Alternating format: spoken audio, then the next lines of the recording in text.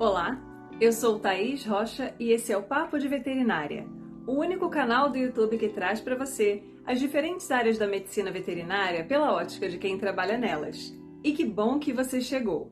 Se você acredita que a oportunidade de trabalho com clínica de pequenos animais no Catar, Oriente Médio, é algo muito distante da sua realidade, venha conhecer a história de Julieta Tavares, que trabalha no Parkview Pet Center e passou pelo processo de avaliação para a obtenção da licença de trabalho no país. Venha saber mais sobre essa história e quais sugestões ela nos deixa que podem te ajudar desde a graduação. Aproveitando que você está aqui, não deixa de se inscrever no canal, curtir e comentar nos vídeos e nos ajude a levar esse papo para mais pessoas. Me siga também nas redes sociais, no @canal Papo de Veterinária no Instagram, onde eu sempre trago diversas informações importantes sobre a profissão para você. Nosso podcast, Papo de Veterinária com Thaís Rocha, também está disponível em diversas plataformas e toda segunda-feira temos episódios novos. Vamos juntos?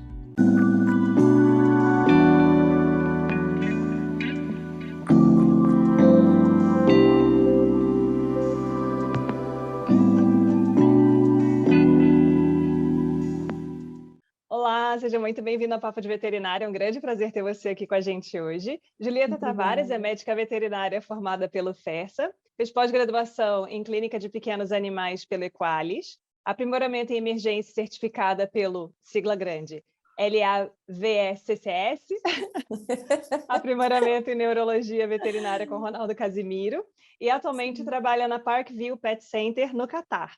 A Julieta veio Exatamente. contar para a gente, né, um pouco dessa experiência, dessa trajetória aí, até hoje com atuação em pequenos animais lá no Catar, lá longe. Bem longe mesmo, Thaís. E, em primeiro lugar, eu queria agradecer muito esse convite. Está sendo uma honra enorme realmente estar participando e contando um pouquinho da minha história, mas quando eu falo nossa, é porque envolve o meu esposo, até porque se não fosse por ele, eu acho que eu não ia estar aqui hoje. Então, está sendo uma honra enorme. Obrigada pelo carinho, pela paciência, que a gente demorou muito para conseguir marcar realmente isso pelo fuso horário e férias e tudo, mas obrigada, está sendo um prazer enorme, viu?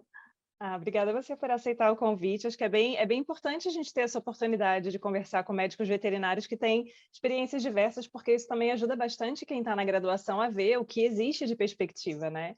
E aí eu queria começar te E assiste. perguntando, eu queria começar te perguntando exatamente isso, que assim, quando você pensou lá, né, no primeiro momento da sua vida que veio a ideia em ser médica veterinária, em algum Sim. momento você achou que você ia estar algum dia clinicando com pequenos animais no Catar?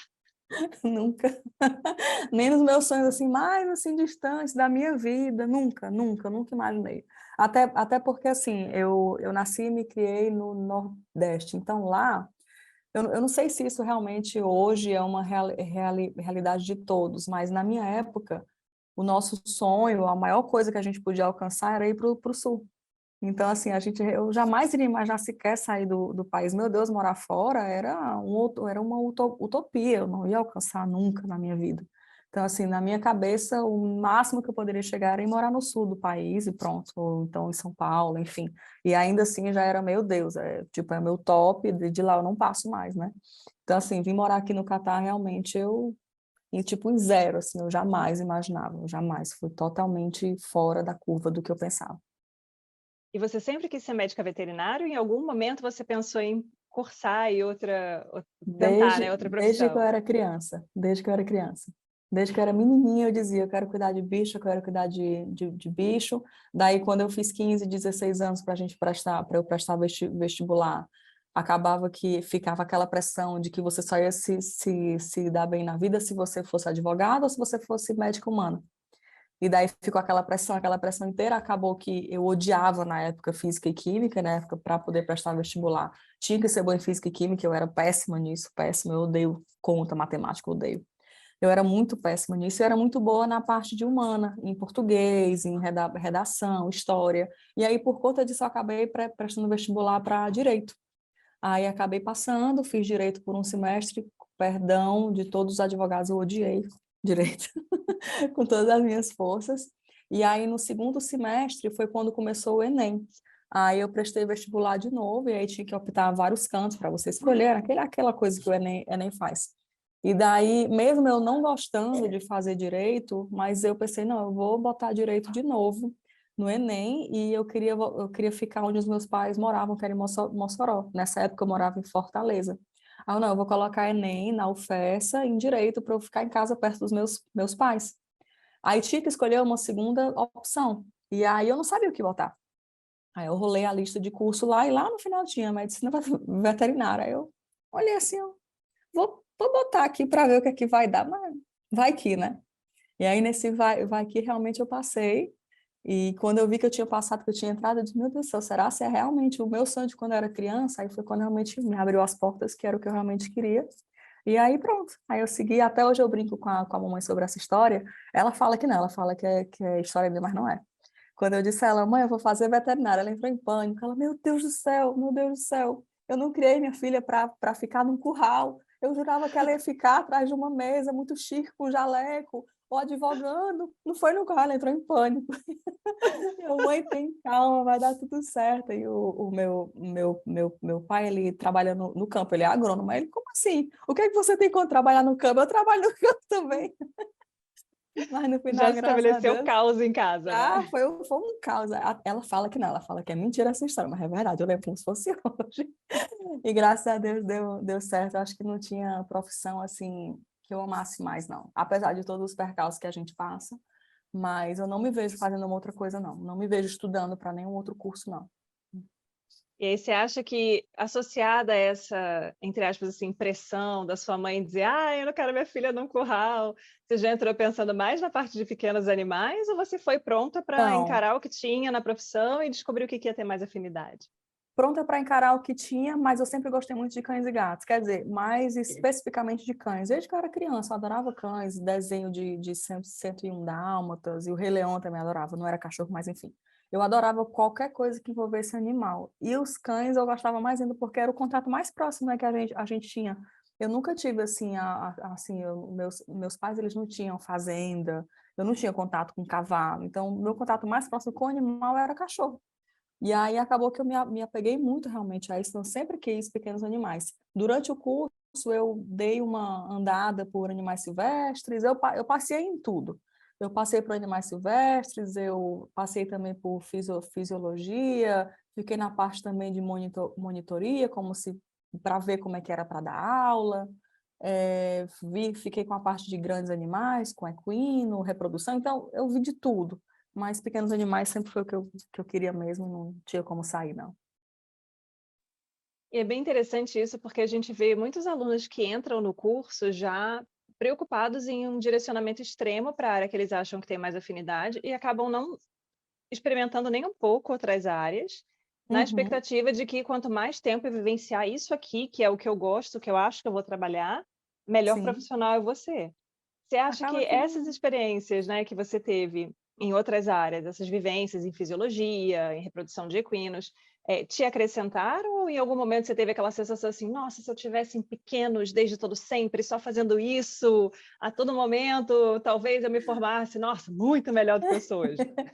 Olha, eu acho que foi enriquecedor demais pela questão de, assim, quando eu entrei, eu sempre quis, sabe? Eu sempre quis cães e gatos, mas ter tido a experiência com outras coisas fez eu não ficar naquele e se. E se eu tivesse ido para essa área, e se eu tivesse experienciado, será se eu ia gostar de trabalhar com equinos? Porque eu, particularmente, eu fico na minha cabeça, eu abro um leque grande, eu fico pensando em si. E se eu tivesse feito isso, e se eu tivesse feito aquilo agora, claro, existem pessoas, tem pessoas que realmente não, eu quero isso e é assim, assado, e eu não quero outras coisas. Aí beleza, show de bola, segue o plano e vai. Mas eu sempre abro muito leque, eu ficava pensando, e se eu gostasse disso, e se eu gostasse dessa outra parte? Então, ter experienciado foi muito bom, e hoje eu tenho uma visão da vida que logo quando eu entrei, lógico que a gente não tem, a gente acha que o tempo é muito curto para tudo, tá tudo. E para ser bem honesta, hoje eu vejo, meu Deus, ainda tem tanto tempo. Acho que assim, se eu pudesse começar hoje outra vez, eu começaria tudo de novo, sabe? Eu faria tudo de novo. E a gente às vezes se apressa com tanta coisa, a gente quer, meu Deus, quer chegar logo no final e a gente acaba que no começo, no caminho a gente se perde com tanta pressa, né? E essa pressa realmente de você fazer o que você quer, ir para o que você quer, para mim, eu particularmente, eu acho que não iria ter funcionado tão bem, não. Eu sou grata por eu ter, não vou dizer perdi tempo, não, por eu ter experienciado outras áreas, assim, eu faria tudo de novo, tudo assim, sem medo de ser feliz. Essa questão do "e se" é uma questão bem importante, né, porque eu penso da mesma forma que você, quando você não passou por aquela experiência, e vai que aquilo que você sempre quis fazer, no final das contas, não te traz o resultado que você esperava, né. Se você experimentou outras áreas, você tem ali um leque, você tem uma experiência, uma vivência, em outras coisas você fala: "Cara, não é isso aqui, mas de repente aquela outra coisa é melhor do que o abstrato", né. "Ah, então tá, Isso. então eu vou trabalhar com avicultura. Nunca vi uma galinha, nunca fui na aula, nunca peguei, nunca fiz nada, mas vou trabalhar com isso aqui". Então é distante, né, é mais complicado ali Sim. conciliar o que você precisa, enfim. É, isso aí é verdade. Por isso que o "e se" é importante. Sim. E aí você terminou a graduação, e como é que foi o seu início de carreira, a inserção no mercado, as escolhas que você fez? Pronto, tem um ponto que eu até diria que foi importantíssimo, não sei se, assim, se seria de conselho para quem está agora cursando, para quem está começando também. Logo quando eu comecei, as minhas férias, eu procurava conciliar lazer com o trabalho. Então eu vou te falar isso para você entender o porquê que como foi que se seguiu a vida. Nas minhas férias, eu procurava passar as férias fazendo estágio. Então eu fazia estágio de dia e à noite eu ficava livre para fazer o que eu quisesse, mas de dia eu sempre priorizei estágio. Então eu fiz isso durante o meu curso inteiro. Todas as minhas férias eu ia para uma clínica lá em Fortaleza chamada Univet com o doutor Carlos, e eu fazia estágio com ele todas as férias. Então eu via de tudo, né, via todos os casos clínicos, mas sempre cães e gatos, cães e gatos, cães e gatos. Então talvez foi a forma que eu achei de fazer uma imersão no que eu realmente queria, mas também vendo outras coisas durante o curso. E daí, esses estágios, quando foi no meu último ano, eu tive uma greve, a gente teve 2 greves, atrasou um pouco o Colagral por isso, mas a gente teve 2 greves, aí eu fiz o quê? Como eu não tinha aula, fui fazer estágio de novo. E aí eu comecei a fazer estágio à noite, ao invés de eu fazer estágio de dia, eu passava o dia na praia, ia ver um filme, e à noite eu ia fazer estágio. Então, o meu estágio começava 8 horas da noite, eu ficava a noite inteira até de manhã. Então, eu comecei a ver a vivência de urgência. E aí foi quando eu comecei realmente a gostar de urgência. E foi isso o que me ajudou muito, assim que eu colei grau, a encontrar algum emprego. Lógico que foi no mesmo canto onde eu já vinha fazer estágio há 5 anos. Então, eu comecei a trabalhar lá, mas como eu já tinha passado muito tempo fazendo estágio à noite, como eu já sabia como era receber cliente à noite, as emergências, tudo, então foi muito mais fácil, não só para eu conseguir um emprego, mas para minha, para a qualidade do meu trabalho lá. Eu acho que é muito assim difícil você acabar de colar grau e ser jogado numa noite para atender uma torção gástrica. Então assim, é complicado. Então, e esse passo a passo que eu fiz, eu acho que me ajudou muito. E aí eu comecei a fazer estágio à noite, quer dizer, comecei a trabalhar à noite muito, e aí comecei também a trabalhar de dia em clínica normal. Então, acabou que teve uma época da minha vida, logo no início do ano que eu comecei a trabalhar, que eu estava trabalhando em 5 cantos. Então, era tipo, de manhã numa clínica, de tarde na outra, à noite na outra. O meu carro era um guarda-roupa. Era tudo o meu carro. Eu saía de casa numa segunda, chegava no sábado. Então, assim, era de uma clínica para outra. Não era o ideal, não tinha qualidade de vida, eu assumo, né? Mas, infelizmente, foi o que deu, e graças a Deus, assim, infelizmente não, felizmente, né? Foi o que eu encontrei e foi o que me deu, assim, muita base para tudo que eu tenho hoje. E foi muito cansado, foi assim, puxado demais, cansativo demais. Eu não tinha final de semana, não tinha salário fixo. E eu sonhava, meu Deus do céu, será se um dia eu vou ter a sorte de poder trabalhar durante 8 horas, ter final de semana e ter o salário fixo, sem me preocupar com comissão e nem com nada? Eu sempre sonhava com isso, sempre. Eu achava que era impossível também. Mas, enfim, a gente chega lá, né? Mas é isso. Então, eu comecei realmente com esses trabalhos de clínica em clínica, e isso me abriu muita porta, isso me trouxe muitas amizades. O contato com os chefes que eu tive são contatos que eu carrego até hoje comigo, são pessoas que, meu Deus do céu, é como se fosse um segundo pai para mim. E, enfim, é parte da nossa vida, né? Da nossa história. Então, assim foi meu começo, meio que atropelado, mas deu certo. E acho que essas dicas que você deu são muito bacanas, né, essa questão de você ter esse insight de fazer estágio durante a noite para você acompanhar um outro tipo de rotina, Que é Isso. claro, emergência e urgência não tem hora para acontecer, mas à noite é o mais frequente. À E aí noite é você tem essa frequente. possibilidade de ter um treinamento, de ter essa vivência e, assim, esse calvário, né, que o recém-formado passa, é muito comum. Na realidade, é até o esperado, que a É, pessoa rale muito, né, sábado, domingo, feriado, final de semana, dia santo, e está trabalhando e vira noite. Mas é importante para calçar esse trajeto, para você chegar no momento em que você consegue, né, alcançar o tão sonhado horas 8 horas fixas de de trabalho. trabalho, e às vezes até Exatamente. menos, porque assim, eu conversei com outros médicos veterinários, né, de algumas especialidades, até clínicos gerais, que chegaram em um momento da carreira que disseram: olha, agora a clínica é minha, eu tenho minha clientela, eu tenho minha rotina, eu não vou atender sexta-feira, eu vou atender 3 vezes na semana, outras 2 eu vou dar curso, eu vou estudar, eu vou né, eu vou viver, vou ter minhas atividades. Então, Sim, assim, é tudo um caminho, é tudo uma trajetória, é tudo um percurso que você vai é, seguindo para conseguir chegar até uma condição mais próxima ali, que queremos, né, desejamos, do ideal, né, é porque sim. essa resiliência que é necessária nesse período mais crítico, ela vai variar muito de uma pessoa para outra também, né. Então você Isso tem que vai. ter ali uma perspectiva de que uma hora isso vai mudar, né, mas também É, tem que ir fazendo por onde, não cai no é. colo, né. E também lembrar que, assim, que quando você cola grau, realmente, eu já vou logo achar algum emprego agora e vou trabalhar em horário fixo e pronto. Assim, pelo menos na minha época não era tão fácil. E isso, assim, e é você não se deixar abalar pelo fato de, todos os meus amigos passam o Réveillon na praia e esse ano não vou poder passar. Não fique triste, porque vai valer a pena depois. Valeu muito a pena. Hoje eu não me arrependo, assim, de nada, de nada, de nada. Não me arrependo de nada do que eu fiz, não. De nenhuma escolha, não.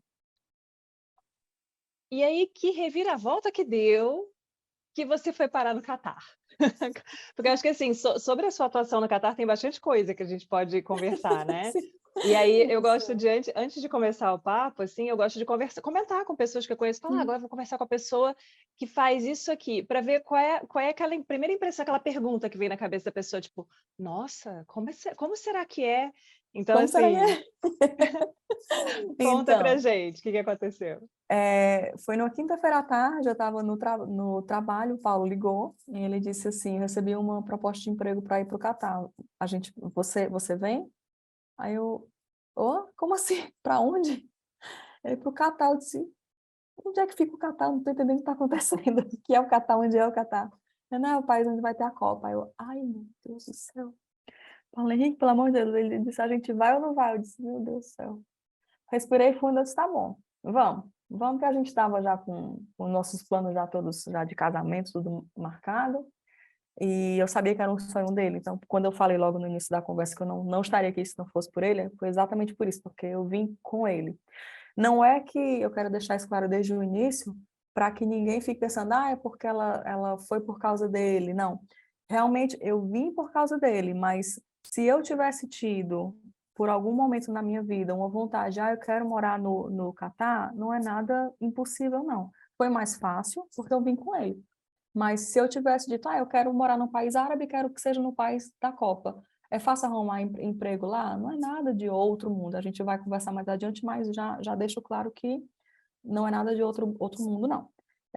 E daí, então por culpa dele, por causa dele, realmente a gente veio embora. Larguei tudo lá. Ele veio em agosto de 2018, eu fiquei, porque eu disse: "Não, vai na frente, vê como é que é o terreno lá. Se o negócio não for bom, você volta. Eu fico aqui, deixa eu ficar com o meu emprego por enquanto, não quero largar nada. Vai na frente, depois eu vou." Daí ele veio, gostou, viu que era bom realmente a qualidade de vida, o salário, e daí aí ele foi para o Brasil de novo e a gente voltou em janeiro de 2019. Nesse meio tempo que eu passei aí, como eu não sabia o que eu ia encontrar aqui, então eu afundei minha cabeça em tudo que você puder imaginar de curso de emergência, de urgência. Foi quando eu fiz o curso da Lavex, fiz vários cursos do Ronaldo. Onde o Ronaldo estava pelo país, eu ia. Seja assim, em João Pessoa, em Curitiba, onde ele estava, eu ia. E comecei, antes de eu ser chamado, o Paulo Vinco, como eu te falei, eu cheguei a me inscrever para fazer, cheguei a iniciar, a fazer o curso de neuro na Clivepa, só que aí tive que parar tudo. Então é isso. Então, realmente, vir para cá foi um baque muito grande. Eu sou filha única também, então tudo isso pesou, mas era um sonho dele. Como a gente estava junto já, eu não podia, de jeito nenhum, que ele não realizasse esse sonho, né? Mesmo eu sabendo que quando eu chegasse aqui, provavelmente eu ia ficar em casa. Eu não sabia como era trabalhar aqui, eu não sabia de nada. Então, por isso que eu fiz vários cursos, porque eu não vou chegar lá armada, porque o que tiver de aparecer lá, pelo menos eu posso tentar dar conta, né? E daí realmente eu passei esse tempo de chegar aqui com esse receio de como era que seria a vida quando eu chegasse. Eu sabia que quando eu chegasse eu ia ficar em casa, no início até encontrar realmente alguma coisa. E lógico a questão da língua, que esse é um ponto que, se eu pudesse deixar um conselho assim para quem está começando o curso, caramba, estuda inglês, pelo amor de Deus. Inglês abre porta. Eu comecei a fazer curso de inglês quando eu era criança, forçada, porque o papai, ele fazia como é que eu posso dizer? Ele me comprava, ele dizia que se eu fosse para aula de inglês, ele me dava uma revista toda quinta-feira, era da revista Recreio, e assim eu fui fazer aula de inglês, eu odiava. Mas hoje, assim, se eu pudesse, pronto, isso é uma coisa que se eu pudesse voltar no tempo e fazer realmente diferente, de prestar mais atenção à aula, de estudar, realmente de ser fluente em inglês, porque abre porta. Não é só para cá, não, é para o mundo inteiro. O inglês é a língua mundial mesmo, não tem para onde ir, não. Então, quem estiver começando o curso, por favor, estude inglês, pelo amor de Deus. Abre porta. E aí, quando você chegou aí, porque assim, acho que o primeiro receio que a gente tem, né, é aquele preconceito quando você pensa que Sim, vai para um país árabe, né, e aí você já começa a pensar em todos, tipo assim, meu Deus, vou usar burca e vou ter que respeitar, né, tipo assim, lógico que respeitar a gente sempre respeita, mas assim, sim, seguir uma outra forma de pensar, uma outra estrutura de sociedade, um outro lugar da mulher dentro de um contexto talvez até familiar, coisas que a gente não, muitas vezes não vivencia, e aí, quando a sim, gente não tem essa vivência, essa experiência, essa cultura, podemos dizer, porque vários de nós não têm esse conhecimento a fundo, então a gente fica sim. com várias impressões, muitas vezes completamente erradas do que é, de fato, essa experiência. E aí vou chegar lá e ainda, assim, gostaria de me inserir no mercado de trabalho. É possível, não é possível? Então, como é que foi isso para você? Por isso que o plano foi que o Paulo viesse na frente. Ele vai na frente, vê como é que é tudo lá, e a gente resolve. Como ele veio, então eu não tive muito choque, porque ele já tinha me falado como era tudo aqui, que não é tão rígido quanto o que a gente pensa. Lógico, existem determinados países árabes que são mais rígidos, aqui não é tão rígido assim. Para ser bem prática, a única coisa que mudou na minha vida aqui é que eu tenho que usar blusa de manga e eu não posso mostrar o joelho. Só isso. Não preciso usar burca, eu não preciso me preocupar em não dirigir carro, eu posso dirigir normalmente, eu trabalho normalmente, me respeitam muito aqui, até mais, muito mais do que até aí mesmo. Inclusive no próprio emprego, eles dão uma importância e um respeito muito maior para a gente aqui. E isso foi coisa que eu realmente não imaginava encontrar aqui. E isso foi uma coisa boa daqui, que assim, como é que eu posso dizer, que me chamou bastante atenção, foi bastante curioso até. Mas não foi muito choque não, quando eu cheguei, porque o Paulo já veio antes, ele já me falou, não se preocupa, não vai usar a burca, tá tudo certo. Então não foi nada difícil não. Culturalmente não foi não. E aí, em termos de trabalho, como é que foi que surgiu a oportunidade de você trabalhar aí e o que você precisou fazer? Porque é uma questão que a gente tem que se preocupar em alguns países é a necessidade de validação de diploma, Sim, de você ter uma documentação, uma certificação, uma autorização, né, daquele país para poder exercer a profissão. Então, como é que sim. foi isso aí para você? Bom, aqui eu comecei exatamente como eu comecei aí. Comecei fazendo estágio. Então, em primeiro lugar, eu comecei pesquisando quais eram as clínicas que na minha cabeça eram 24 horas aqui. Porque como eu tinha muita experiência com urgência, eu pensei, não, eu vou atrás de algum canto onde tenha a clínica 24 horas urgência e que eu possa me inserir para poder fazer estágio, mesmo sendo estágio que eu não receba nada, só para eu ver como é. Porque, apesar de eu saber como era a cultura daqui, mas eu não sabia como era atender animais aqui, qual era a incidência maior de quais doenças e tudo que era aqui. E daí eu entrei em contato com algumas clínicas e graças a Deus deu certo com uma, que é a que eu tô hoje. Então, nessa clínica que eu fiz estágio, quer dizer, logo quando eu cheguei mesmo, eu fui fazer curso de inglês. Lógico, apesar de eu ter feito inglês de 8 aos 15 anos, mas eu só sabia falar oi, tudo bem, e acabou. Não sabia mais falar. Então, eu fui fazer curso de inglês para revisar tudo. Então, eu passei 2 meses fazendo curso de inglês, e aí quando eu fiquei assim, eu estou mais ou menos pronta para agora falar com outras pessoas, aí eu fui pedir estágio. Aí consegui um estágio, fiquei fazendo estágio por mais 1 mês ou 2, e aí foi onde realmente o inglês veio à tona, porque eu estava no canto onde eu tinha que me virar, então ou fala, não tem essa opção de não falar. E daí, depois disso, teve um auxiliar que precisou ir embora, então eu me ofereci para trabalhar como auxiliar também, por um tempo. Isso foi em meados de abril, maio, e aí logo em junho abriu a seleção para fazer a prova aqui. Então, aqui eles fazem prova 5 vezes ao ano, e as provas são prova prática, perdão, prova escrita, aí se você passa, faz a prova prática, se você passa, faz a prova oral. Aí pronto, passando nessas 3 etapas, você recebe realmente a sua licença para trabalhar naquele canto. Eu não tenho, assim, eu não sou veterinária do Catar, eu sou veterinária da Parkview. Então, eu não posso atuar como autônoma, eu não posso atuar. Eu até posso ir para outra clínica, mas eu tenho que pegar um novo documento falando que eu sou daquele outro canto. Tem esse negócio aqui que é para evitar essa questão de terem pessoas aqui como autônomo. Então, pronto, então eu fiz essas provas, era uma prova escrita, lógico, em inglês, né? Questões abertas, questões de marcar. A prova prática foi uma castração, então foi simples, para a gente interpretar um exame de imagem, um raio-x, e para a gente fazer um caso clínico. Então, assim, nada de bicho de 7 cabeças. A entrevista foi só mesmo para saber um pouco sobre a minha vida, perguntou algumas coisas práticas de algum animal com hematúria e alguma questão sobre doenças de notificação. Nada assim, não foi nenhum bicho de 7 cabeças, não. Acho que a parte mais difícil foi a prova escrita mesmo. Mas o restante não foi nada de 7 cabeças. E diferente de alguns países que para você tirar essa carta você paga muito caro, acho que no Canadá, não sei se eles cobram $10.000, eu não lembro bem. Aqui é 1.000 reais, que é a mesma coisa que R$ 1.500, R$ 2.000. E quem paga normalmente é a empresa. Então, nem isso você precisa pagar. E o que é que você precisa ter? Você precisa ter pelo menos 3 anos de formado, e você tem que ter uma carta de experiência de trabalho de pelo menos 2 anos. E aí, como eu já tinha passado esses anos trabalhando, né? Então, eu peguei a carta desses outros cantos que eu estava, eu juntei tudo, né? Aí deu certo. E pronto, só isso. 3 anos que você colou grau, 2 anos de experiência e pronto. E o diploma. Sim.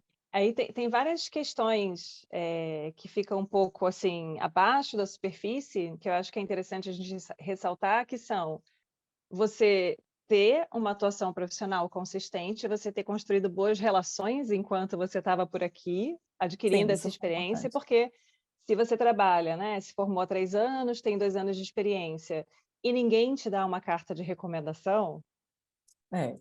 o negócio vai ficar um pouco Você complicado, né? não Então, faz, você não tira a licença.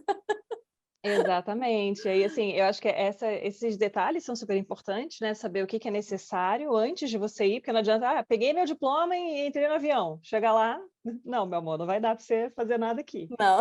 E, e ter essa noção também da importância das relações que a gente constrói, né? Porque foi o que você falou, os médicos veterinários que você trabalhou, você tem um bom relacionamento com eles até hoje, são coisas que a gente constrói.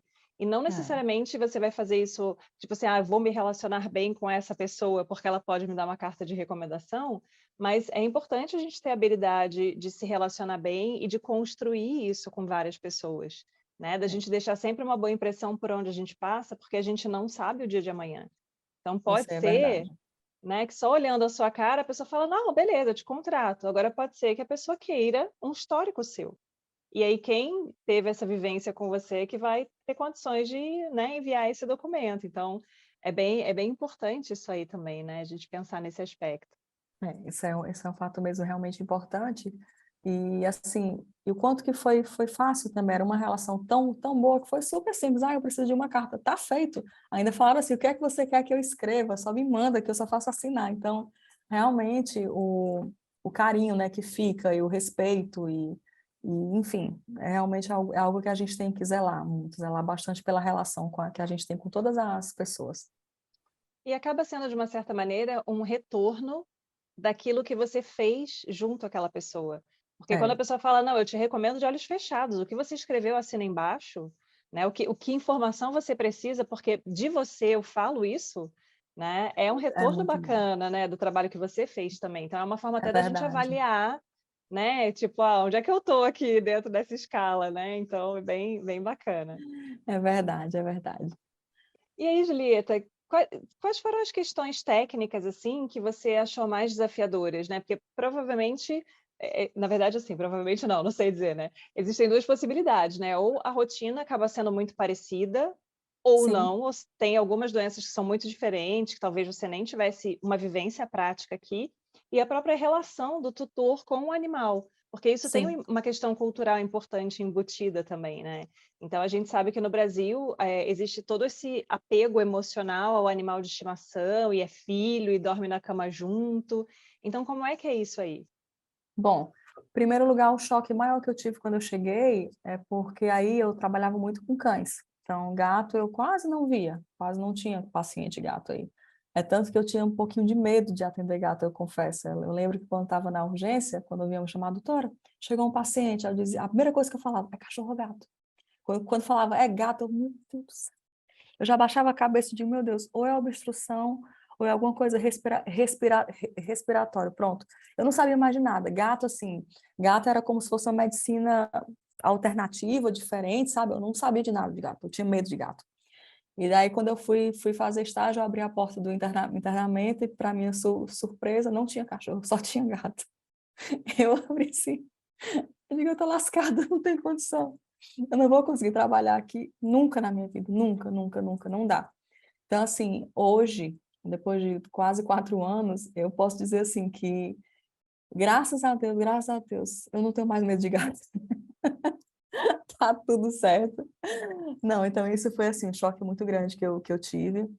Então, para quem ama assim medicina felina, os árabes eles são apaixonados por gato realmente. Os cães para eles eles consideram como animais sujos, então eles não têm tantos cães em casa. São poucos os árabes que têm cães, eles têm mais cães para corrida ou para guarda, mas cachorrinho em casa são muito poucos os que têm. Os que eu atendo assim que têm cães pequenininho de casa são mais expatriados, mais árabe mesmo é muito difícil. Eles têm muito gato, então para o conhecimento profissional isso foi incrível. Eu tive uma imersão na medicina felina desde que eu cheguei que foi assim incrível. Então assim eu realmente aprendi muito como profissional, eu cresci muito, até porque, como eu falei, a medicina felina, ela é um outro capítulo da medicina veterinária, ela não está agregada a cães e gatos, ela está totalmente diferente. Então, assim, foram muitas novas doenças que eu conheci, muitas experiências com outros tipos de condições cardíacas ou condições hepáticas, renais, então, que eu nunca tinha visto antes. Então, assim, realmente foi foi eu posso até dizer, um divisor de águas ter vindo para cá em relação a isso. E uma coisa assim, os casos clínicos que a gente vê muito aqui são doenças infecciosas.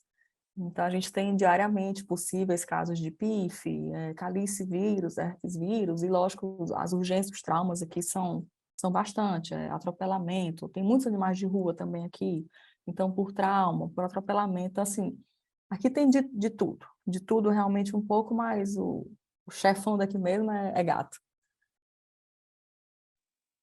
Jamais pensaria nisso. Tipo assim, aquela coisa que você não faz ideia, se fosse para chutar alguma coisa, eu não chutaria gato? Eu não Não, chutaria eu gato. vou morar no Catar daqui a 5 anos para trabalhar com gato. Nunca. Exato. Não, não, hoje eu fico, meu Deus do céu, nunca imaginei. Mas, mais uma vez, não me arrependo de nada, de nada. E aí o tipo de relação que existe entre tutores e médicos veterinários e o animal, né, porque essa triangulação, ela acaba criando várias dinâmicas que a gente sabe que aqui no Brasil são bastante problemáticas quando a gente pensa na sobrecarga emocional do médico veterinário, na Sim, síndrome de burnout, nas questões emocionais relacionadas à profissão. Então, às vezes, a gente tem muito aqui, né, a situação daqueles tutores que não fazem o que foi recomendado e o animal não tem um desfecho positivo, e aí a culpa recai sobre o médico veterinário, e Sim, difamações em rede social, né, então todo aquele peso que está sim. atrelado ao emocional da nossa classe. Como é que é essa dinâmica aí? Bom, eu te diria que aqui também tem, certo? Mas não tanto quanto aí. Exatamente porque não é do feitio deles esse apego tão grande aos animais assim, não. Assim, particularmente, eu sofro exatamente pelo oposto, porque eu vejo um descaso tão grande que eu sou acostumada a atender gente que chega um cachorrinho falando, dorme comigo, doutora, é meu filho. E aqui não, aqui é o cachorro que mora atrás da casa, é o gato que vai para a rua. Então, assim, esse, não vou, talvez seja descaso, mas enfim, esse não apego, para mim, foi um choque. Lógico, tem uns ou outros que realmente chega com meu filhinho, dorme comigo realmente. Tem uns outros também que acontece ai, não deu errado, vai para a rede social. Os árabes como um todo, acho que como em qualquer lugar do mundo, eu acho isso. Tem aqueles que são muito bem estudados, tem aqueles que não têm estudo nenhum, às vezes até aqueles que têm bastante condição, mas que não têm estudo. Então, assim, eles são realmente leigos, então eles não sabem o que está acontecendo. Muitas vezes eles não querem nem entender, eles só querem assim, tem um remédio? Tem, então tá bom, me dá um remédio, pronto. Então, isso facilita um pouco o nosso trabalho, porque eles não querem entender direitinho o que está acontecendo, eles só querem o remédio, pronto. Por outro lado, quando alguma coisa dá errado, como eles não entendem o processo e não entendem, eles não querem entender, aí dificulta para a gente poder explicar.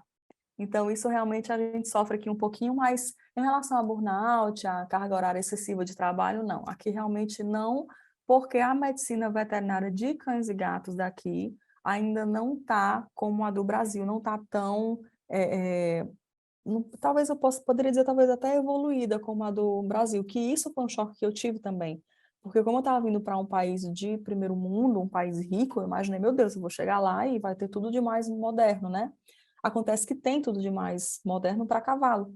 Para cães e gatos, infelizmente, não tem. Então, foi uma surpresa que eu tive. Coisa simples, uma tomografia para cães e gatos aqui não tem.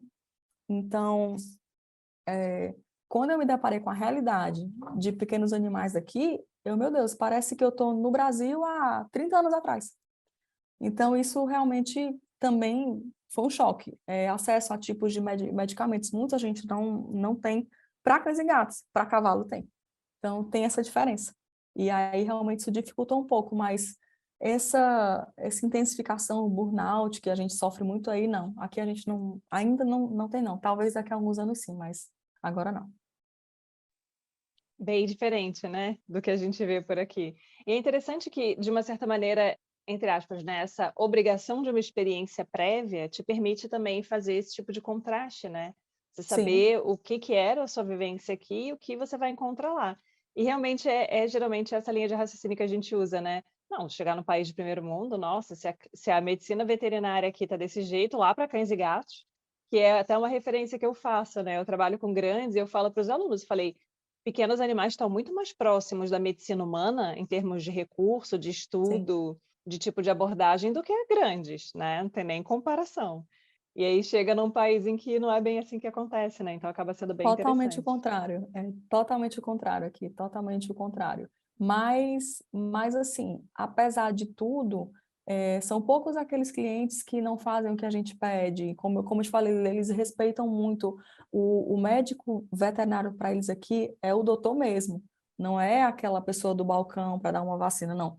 É o doutor mesmo. Eles realmente respeitam o que você fala, eles seguem direitinho o que você fala. São poucos os casos que não seguem, são poucos os casos que sobrecarregam a gente com coisas que eles não fazem quando a gente pede. Normalmente eles seguem muito bem, eles só não têm realmente como é que eu posso dizer, aquela aquele hábito de realmente entender tudo o que está acontecendo. Porém, em contraste com isso, a gente também atende muitas pessoas expatriadas, são pessoas da Europa, pessoas da América, então eles dão o balanço.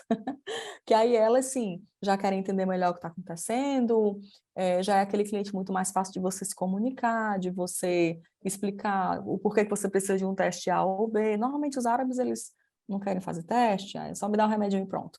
Mas já os expatriados não, eles já realmente já querem entender um pouco mais. E isso foi um diferencial também muito grande que eu vi aqui, porque eu não tive contato só com árabe, aqui eu tenho clientes do mundo inteiro. Então, hoje eu atendi uma pessoa do Brasil, mas eu atendi também uma pessoa da Itália, outra da França, atendi um árabe, atendi um americano. Então, assim, em uma semana, eu acho que eu posso dizer que eu tenho contato com o mundo inteiro, e é tão gostoso. Você até começa a diferenciar o inglês. Ah, esse inglês aqui é italiano, esse inglês é de alguém de Portugal, esse inglês aqui, então, até o som, então, essa experiência também foi muito bacana também. E lógico, eles dão esse balanço, e nem todos os árabes têm esse ato de não querer entender o que está acontecendo. Alguns querem, mas a maioria dos árabes, eles só, não, me dá o remedinho que dá certo. Então, assim, para a gente facilita, né? Mas se você não tiver cuidado, você também se acomoda em só passar o remedinho e acabou. Então é isso também que a gente tem que se policiar para não, eu vou passar o remédio, mas eu estou entendendo que esse animal está com isso, com isso, com isso, que eu deveria pedir teste, esse, para a gente não se acomodar também, não ficar naquela de dar o anti-inflamatório e o antibiótico para sempre a mesma coisa, né? Aquela é, receita de bolo, né? Para a gente não ficar isso assim também. Sim. E como é que é um dia de rotina? Você tem rotina? Primeira coisa, né, rotina de trabalho, como é que é E a rotina. rotina de trabalho? Existe isso? Porque, assim, a gente tem, profissionais que são assim, né, bom, rotina não tenho, posso dar um exemplo de um dia, pensar um dia aqui da minha vida e te falar. Mas, às vezes, a gente É, tem uma rotina mais estruturada, né, de horário de sim, trabalho, como é que é, número de casos que atende, como é que é sim. essa dinâmica aí? Pronto, a gente trabalha numa clínica, que é numa clínica de pequenos animais, que tem hospital e tem internamento. É outra coisa também que é meio triste daqui para pequenos animais, infelizmente não existe clínica aberta 24 horas, mas a gente interna animais. Então quer dizer que durante a noite, infelizmente, não tem assim um veterinário que para ficar de suporte avaliando tudo. Tem um auxiliar que vai observar, às vezes a gente vai lá olhar o animal, mas 24 horas, infelizmente, ainda não existe clínicas abertas 24 horas aqui. É uma realidade que eu acho que logo muda, se Deus quiser. Lógico que quando tem algum paciente crítico, aí a gente se alterna, vai alguém, ou a gente mesmo vai lá e vê o animal, né? Mas não existe essa rotina de 24 horas. A minha escala de trabalho hoje, eu alcancei o meu sonho de trabalhar só 8 horas, mas eu não tenho horário fixo. Então, tem dias na semana que eu trabalho de 9 da manhã às 5 da tarde, tem dias que eu trabalho de 2 às 10, tem dias que é de 12 às 8, tem dias que é 1 às 9. Então, depende da escala, então depende do dia também. E questão de quantos pacientes eu vejo depende muito da época do ano também. Como aqui é um país onde 80% das pessoas não são daqui, quando é época de férias, o país fica um breu, fica um país fantasma aqui, que as pessoas viajam muito. Então, meses de junho, julho, agosto, dá uma queda. Eu vejo 9 clientes, é, 5 clientes no dia, mas mês de alta, que é outubro até meados de maio, aí a gente vê bastante. Lógico que em dezembro, janeiro dá uma queda, né, um pouquinho pelo final de ano, mas no restante dos meses, aí a gente vê 15 clientes a 20. Lá eles têm uma regra de tempo, de a consulta ser a cada 15 minutos não, perdão. Consulta a cada 15 minutos e vacina 15. Então, a gente tem que ter esse tempo, eu não posso demorar mais do que esse tempo, a não ser que seja realmente um caso mais sério, eu já me prolongo um pouco mais, mas a gente procura manter esse tempo para a gente conseguir ver o máximo de cliente possível, lógico, sem perder a qualidade do trabalho, né? Que é uma coisa também curiosa aqui, e até isso aconteceu com o nosso pediatra também. O pediatra aqui, a gente paga uma consulta, e a consulta não dura cinco minutos. Você vai no médico, não dura 5 minutos aqui a consulta. Você vai no médico, paga uma consulta cara, porque seu filho está com doença de pele, sei lá, uma dermatite. O médico olha, examina muito rápido, ele não fala nada, o que está examinando, só olha bem rápido, toma remédio tal, tchau. Porque eles são tão acostumados com esse jeito de só me dar o remedinho, que eles não explicam o que está acontecendo. Então, assim, acho que o maior tempo de consulta com meu filho aqui foi 10 minutos. Eu cheguei no Brasil, paguei uma consulta, foi 2 horas. Então, assim, é uma diferença que é gritante, né? Então, a gente da medicina veterinária, a gente acaba tendo que ir nesse mesmo rumo de ser rápido. E aí isso acaba que deixa o nosso dia a dia também muito mais agitado, né? Quando tá cheio, lógico, quando não tem tanto cliente assim, a gente vai olhar os animais que estão lá no internamento. A gente tem uma faixa de normalmente 20 internados, 15 a 20 animaizinhos, desde filhotinho, adulto, idoso, rotina de bastante trauma e doenças infecciosas, muito renal, porque, enfim, a gente tem muito felino aqui, né? Eles têm muito acometimento renal. E pronto, acho que é basicamente isso. Acho que acho que seria o meu carro-chefe aqui.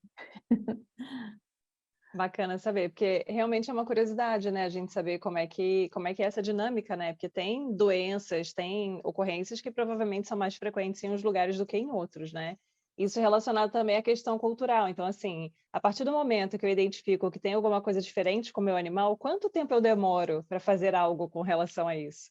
Né, porque isso também vai ter um impacto direto ali no desfecho, né, inclusive. E para o médico veterinário é um fator essencial, né.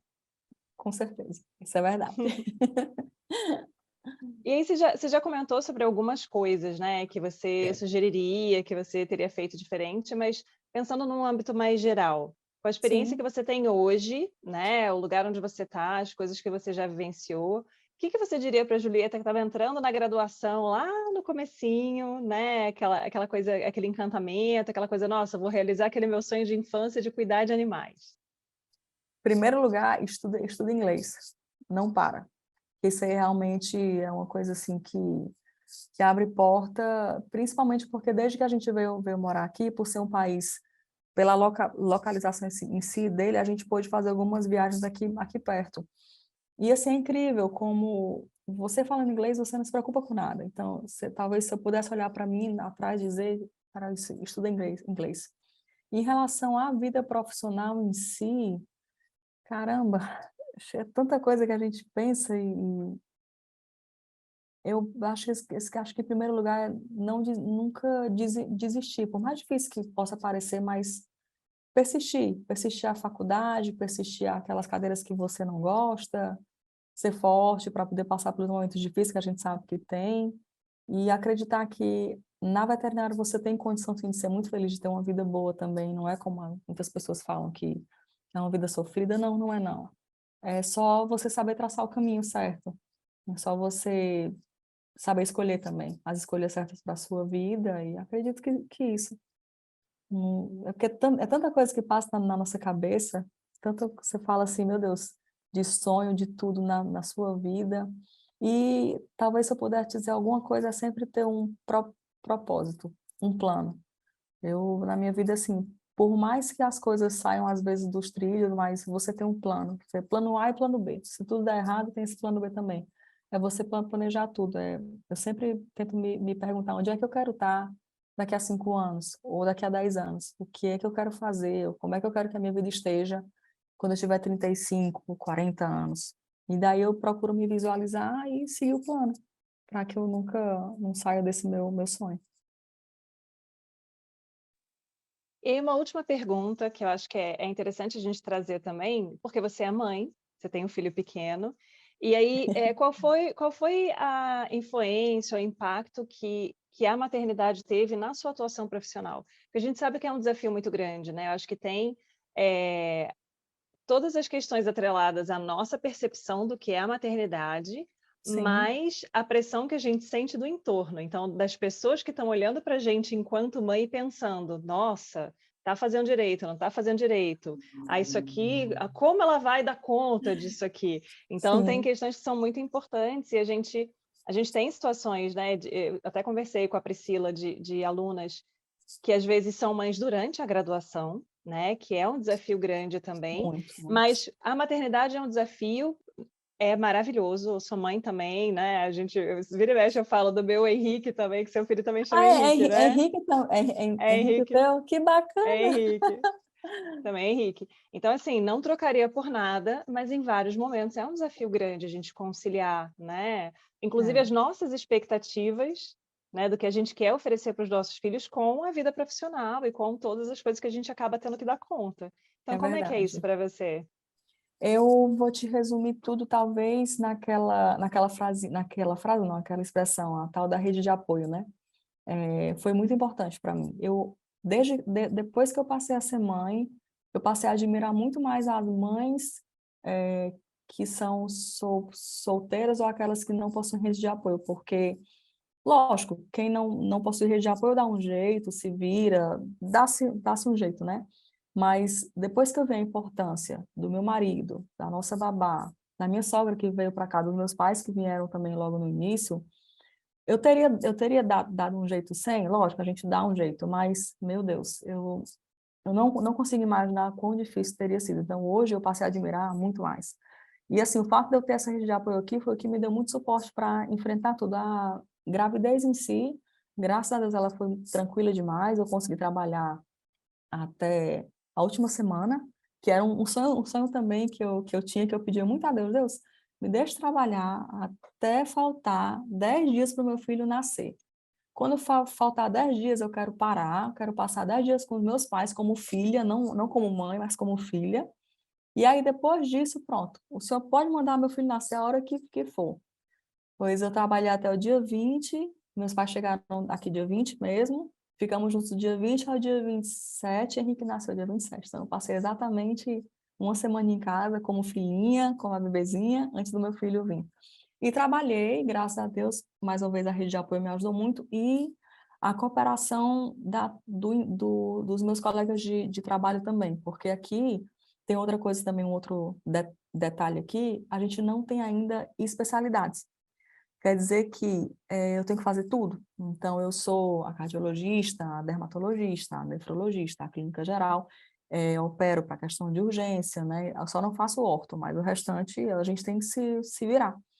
E nessas de a gente se virar, então eu tinha que ter muito contato com raio-x, com anestesia. Então, desde que eu engravidei, eu parei de fazer qualquer coisa, lógico que fosse ser um risco, né? Então, o suporte também que a empresa deu, que a clínica me deu, de tudo bem, de entender e de não fazer questão que eu fizesse essas coisas, de entender que talvez o meu faturamento fosse cair um pouquinho, mas tá bom, tudo bem, isso foi também crucial. Então, eu te diria que foi muito bom. Foi, assim, um período muito bom. E depois que o Henrique nasceu, a rede de apoio foi crucial. Aqui, infelizmente, a licença maternidade são só de 50 dias. Então, acabou que eu tive que começar a trabalhar. Henrique não tinha nem dois meses ainda. E daí foi meio difícil, né, a gente desapegar. Mas aí até nisso a empresa ajudou, porque eu fazia o horário de trabalho quebrado. Eu ia de manhãzinha, voltava para o almoço, aí ficava com ele à tarde e ia só à noite de novo. Então, até isso eu consegui também fazer para passar um tempinho mais em casa com ele. A gente se adequou bem, graças a Deus, e hoje ele é, assim, a minha razão principal para tudo que eu faço aqui.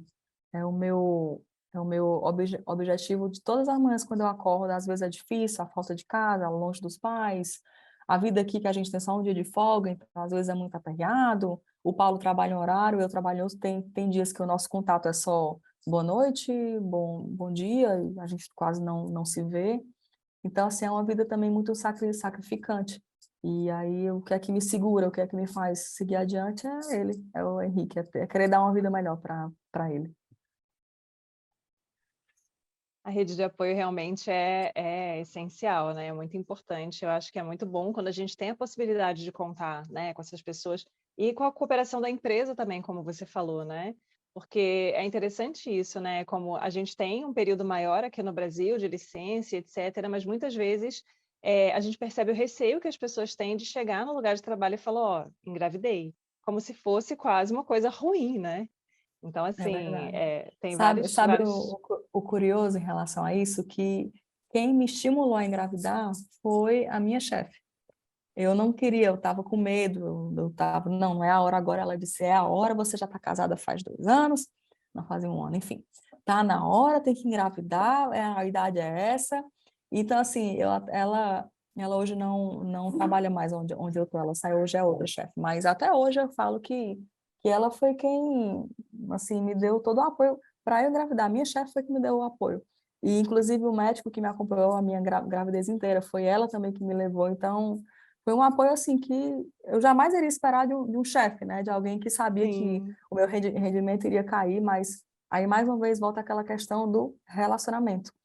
O Sim. bom relacionamento que você tem com as pessoas, de chegar ao ponto da sua chefe te dar um apoio numa coisa que vai diminuir a renda dela mensal.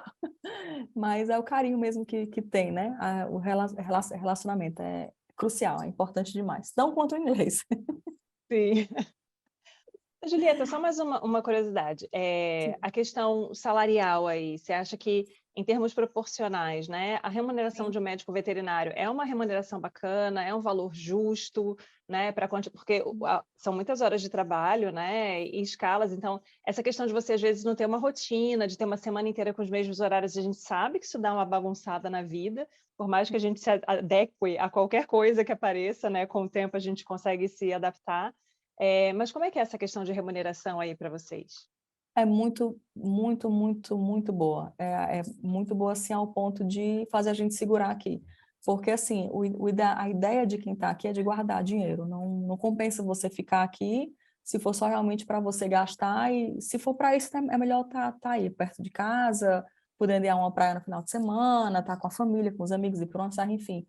Mas como aqui a remuneração é muito boa, a gente acaba que a gente consegue guardar um dinheiro muito bom aqui. Então a ideia realmente é fazer um pezinho de meia, porque também a gente nunca sabe. Aqui eles são assim, você está bem aqui, mas a gente nunca sabe o dia do amanhã. A gente trabalha sempre naquela de posso ir embora a qualquer momento. Eu costumo dizer que eu não moro no Catar, eu trabalho aqui no Catar, porque se eu perco o emprego ou se o Paulo perde, a gente tem que ir embora. A gente não tem como ficar aqui. Então, a única coisa também, assim, fora a segurança e a qualidade de vida, que é muito boa aqui também, o que segura a gente aqui é ganhar um dinheirinho bom para o futuro do Henrique. Então, é uma remuneração boa, compensa, apesar da falta de rotina, dos horários malucos, mas compensa sim, compensa sim. Julieta, muito, muito obrigada pela sua participação. Eu acho que a gente, né, fica tentando adequar o horário e tal, chegar, você está lá longe, né, e tipo, se dispôs a vir aqui conversar com a gente, a contar um pouquinho da sua história. Então, fiquei muito feliz por a gente ter esse momento aqui para você trazer um pouquinho dessa experiência para o pessoal que está no curso, que tem essa curiosidade, que eventualmente pode passar por uma situação muito parecida com a sua, né? E aí, vamos, Sim. vamos. E a pessoa tem já alguma história, né, para se basear e para ter aí um norte com relação a uma outra possibilidade que a nossa profissão oferece.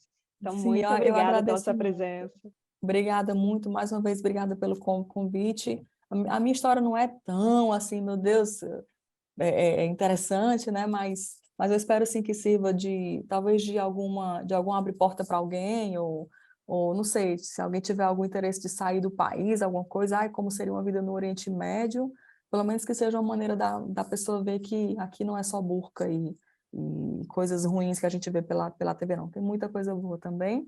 E fica também o meu contato, você pode também passar, se eu puder de repente tirar a dúvida de alguém, tem meu Instagram também, então assim, estou aqui aberto para o que precisarem. E muito obrigada de coração mesmo. Foi muito bacana poder até reviver um pouco tudo que eu passei e olhar para trás e pensar, meu Deus, estou aqui no Catar, Jesus. Mas deu Não, mas tudo certo, graças a Deus. sim, mas a sua história é interessante, sim, porque eu acho que quando a gente para fazer esse retrospecto, né, do que é a nossa vida profissional, eu acho que é o momento que a gente para e junta vários pontos de tipo, se eu parar para pensar no dia que eu entrei na graduação, se algum dia eu ia olhar e falar assim, não, daqui a uns anos eu estaria no Catar trabalhando, jamais. Então, só de existir essa questão, né? Fora toda a sua dedicação, né? Tudo que você fez, tudo que você correu atrás para chegar onde você chegou. Nossa história é muito bacana, sim. Muito obrigada mais Obrigada, uma vez. Vamos pedir para o obrigada pessoal que está demais. assistindo, né, curtir, compartilhar o vídeo, né, mandar para os amigos lá que de repente tem essa perspectiva também. Sim, E aí, na próxima semana, a gente volta com outro médico veterinário falando sobre a sua área de atuação. Até lá! perfeito, perfeito. Muitíssimo obrigada, um beijo.